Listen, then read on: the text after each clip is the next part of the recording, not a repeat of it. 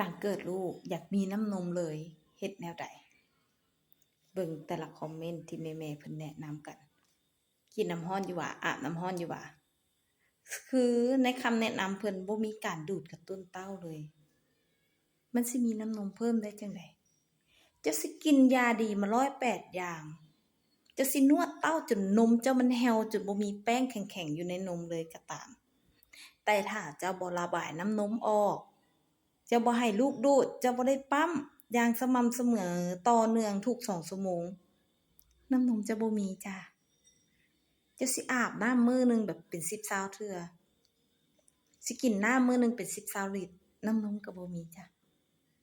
ดังนั้นแม่ใดที่ว่าเกิดลูกแล้วอยากมีน้ำนมเลยอยากมีน้ำนมไวเราต้องกระตุ้นร่างกายเราให้มันผลิตน้ำนมออกมาก่อนต้องใช้เวลาอย่างน้อย3-7มื้อและต้องมีความสม่ำเสมอมีวินัยเฮารู้อยู่เดะว่านมเฮาคันเฮาอยู่ซื่อๆเฮาบ่มีการบีบบ่มีการปั๊มบ่มีการดูดน้ำนมมันก็บ่ออกน้ำนมมันก็บ่หลายมันอาจสิมีย่อยปอกแป๊กๆแต่เชื่อเถาะมันบ่เพิ่มและอยากให้น้ำนมเพิ่มนี่เฮ็ดจั่งใดสำหรับสายแม่ที่ว่าให้ลูกดูดเต้าเนาะเฮาต้องให้ลูกดูดทุก2ชั่วโมงหลังเกิดลูกเข้าเต้าเฮาได้ไวส่ำใดแฮ่งดีเพราะว่ามันจะเฮ็ดให้กับทางกายถึกการกระตุ้นได้ไวรับรู้การผลิตน้ำนมได้ไวน้ำนมเฮาก็จะมาไวขึ้นหลังเกิดให้ลูกเข้าเต้าปุ๊บต้องให้ลูกดูดได้ข้างละ15นาทีบ่แม่นว่าดูดข้างนี้แป๊บๆ3-5นาทีแล้วย้ายไปอีกข้างหนึ่งแล้วแป๊บๆกลับมาอีกข้างนี้คือสลับไปสลับมาอยู่หั่นบ่ได้ลูกสิได้รับแต่นมเกียงนมส่วนต้นบ่ได้รับฮอดนมส่วนท้ายน้ำหนักแม่ก็สิค้างน้ำหนักลูกก็จะขึ้นช้าแถมกินแล้วปูดปาดออกอยู่ตลอดและน้ำนมแม่ก็จะบ่เพิ่มขึ้นการให้ลูกดูดเต้าที่น้ำนมแม่สิมาหลายไวแม่ต้องให้ลูกดูดทุก2ชั่วโมงข้างสมมุติว่าห้อมนี้เฮาเอาข้างขวาให้ดูดเอาลูกเข้าเต้าข้างขวาเฮาก่อนเฮาต้องให้ลูกดูดข้างขวาประมาณ15นาทีลูกดูดอยู่หั่นแหละคันข้างอีกข้างซ้ายมันน้ำนมมันย่อยออกเฮาก็หาแนวมาโตงเมียนเสียดายเดะน้ำนมย่อยออกเพราะว่าช่วงแรกๆน้ำนมเฮายังบ่หลายเทื่อเฮาก็เอาขวดนมอิหยังมาโตงออกเมียนได้ลูกดูดข้างซ้ายแล้วปุ๊บข้างขวาแล้วปุ๊บ15นาทีเฮาจึงย้ายอีกข้างถ้าเขายังบ่อิ่มถ้าเขายังบ่ยังอยากกินอีกหั้นน่ะก็ย้ายมาดูดข้างซ้ายต่ออีก15นาทีแล้วลูกหลับปุ่งนอนรอบต่อไปบัดนี้อีก2ชั่วโมงลูกนอนลูกตื่นมากินนี่เฮาก็เอากี้นี่เอาเข้าข้างขวาแล้วรอบต่อไปเฮาเอาเข้าข้างซ้ายก่อน15นาทีแล้วจึงสลับมาข้างขวาอีก15นาทีเฮ็ดแบบนี้ทุกมื้อทุก2ชั่วโมงบ่เกิน3-7มื้อน้ำนมแม่พุ่งโลดแหละบ่ท่าไปนวดเต้านมบ่ท่าเอาผ้าอันอ้อมประคบน้ำร้อนน้ำอุ่นอิหยังมาเต็งนมบ่ต้องนวดบ่ต้องหยังเลยแล้วบัดนี้ในกรณีจะมีเนาะในกรณีที่ลูกดูดข้างเดียวแล้วอิ่มได้อีกข้างหนึ่งแม่ทิ่มไว้บ่แนะนำให้ทิ่มข้างเมียนเพราะการปล่อยนมข้างเต้าเกิน3ชั่วโมงที่เฮาปะไว้ให้มันเบ่งให้มันหยังอยู่หั่นน่ะมันสิเฮ็ดให้เฮาเต้านมน่ะเบ่งเป็นก้อน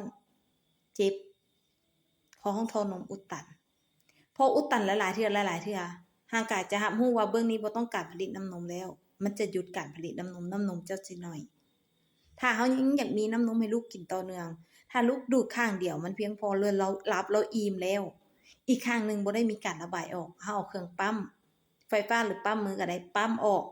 ระบายมันออกในรอบที่ลูกดูดณตอนนั้นแล้วล่ะจริงรอบต่อไปก็ให้ลูกเข้าข้างอีกเบื้องหนึ่งที่บ่ได้เข้ารอบแรกหั้นต่อแล้วในกรณีแบบลูกดูดคอยดูดแผ่วดิดูดแบบจุดๆเฮาซูนค้างแล้วค่อยมาดูดต่อแต่ว่าคาบนมแม่หลับอยู่แต่แม่ปลุกแล้วตื่นแบบนี้แม่เป้าแนะนำให้เราดูดได้แล้วแต่หลังจากเราดูดแล้ว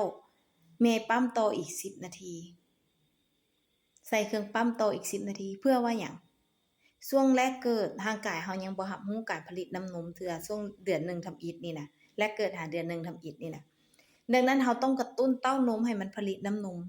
ให้มาไวที่สุดก็คือการดูดกระตุ้นการปั๊มกระตุ้นเพิ่มแต่ว่าเราต้องปั๊มในเวลาที่เหมาะสมปั๊มในระดับเครื่องปั๊มความแรงของมันที่เหมาะสมและสำคัญอีกอย่างหนึ่งเฮาวิธีปั๊มวิธีดูดแล้วอีกอย่างหนึ่งคือก็แม่นก็สำคัญเช่นกันก็คือการกินอาหารบำรุงแม่หลังเกิดแม่เกิดลูกเสียเลือดหลายร่างกายต้องการบำรุงแคลเซียมอาหารที่มีแคลเซียมที่มีธาตุเหล็กแต่แม่พัดไปกินแต่ข้าวกับหมูฝอยกินแต่ข้าวกับไก่จืดๆอย่างเดียวซ้ำๆกินแต่อาหารเดิมๆมันบ่ได้มีแรงนะเฮาแค่หลังเกิดลูกเฮาแค่ต้องเลือกกินอาหารที่มันอ่อนมันบ่เผ็ดจัดบ่เค็มจัดแต่เฮายังปรุงรสชาติได้เหมือนเดิมเฮายังกินซีนหมูหมากับซีนหมูปลาไก่อาหารที่เฮาเคยปรุงแต่งกินลาบแกงคั่วอ้อได้เหมือนเดิมแค่เฮาลดเครื่องปรุงบางประเภทเช่นบักเผ็ดลดเฮาเคยใส่แบบคั้นคั่วผักบ้งสิเคยใส่อยู่แบบเป็น10 20หน่วยเฮาก็ลดลงมาเหลือ4-5หน่วยตำบักหุ่งตำอิหยังที่เฮาเคยกินแล้วเฮาใส่เผ็ดแบบจัดจ้านเฮาก็ลดปริมาณเผ็ดลงมาคือกินได้ทุกอย่างที่เฮาเคยกินแค่เฮาลดความจัดจ้านมันลงมาน้อยหนึ่ง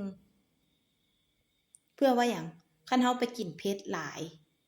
เดี๋ยวแม่เจ็บท้องบ่แม่นลูกเจ็บท้องเด้แม่นี่สิไปจูดๆนั่งเฝ้าอยู่ห้องน้ำแล้วก็สุดท้ายมาก็ร่างกายอ่อนเพลียเมื่อยบ่มีแรงเอาลูกเนาะและตัวที่3ก็คือแนะนำให้กินน้ำกินน้ำดื่มให้มีน้ำดื่มตุกหัวเสือใหญ่นี่นะวางไว้ข้างๆรถ3ตุก3หรือ4ตุกก็ได้แล้วเฮายกกินเทื่อละ4-5อึกระหว่าง 2-3 นาทียกใหม่ 4-5 อึกวางให้กินแบบนี้จิบกินดุๆบ่แม่นว่าเฮาสิไปยกแบบเป็นถ้วยเป็นกะละมังคือผู้เฒ่าเพิ่นให้กินแบบเป่าหูกอันนั้นบ่เอาแบบนั้นมันสิเฮ็ดให้ไตเฮาทำงานหนักอีต้นตับไตเนี่ยพวกเจ้าเอ้ยกินยาต้มหั่นน่ะ